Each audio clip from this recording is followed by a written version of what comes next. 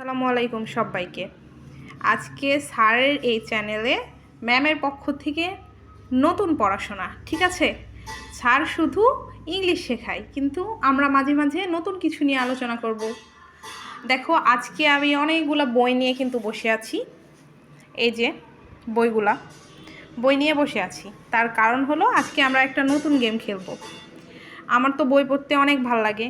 কার কার বই পড়তে ভাল লাগে অবশ্যই আমাকে কমেন্ট করে জানাবা। দেন নেক্সট ভিডিওতে আমি 3টা কোশ্চেন দেব। এই কোশ্চেনের অ্যান্সার যারা দিতে পারবে তাদেরকে আমি একটা আমার পছন্দ মতো বই গিফট করব। তো চলো জেনে নিয়ে যাক আজকের বইগুলা কি কি। আজকে আছে মহুয়া, রবীন্দ্রনাথ ঠাকুরের। তারপরে আছে হুমায়ুন আহমেদের হিমু, হাতে নীলপদ্ম।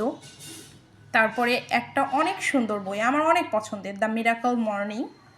দেন বঙ্কিমচন্দ্র চট্টোপাধ্যায়ের আছে কৃষ্ণকান্তের উইল। সেজুতি রবীন্দ্রনাথ ঠাকুর দহন ও ক্ষরণ আছে।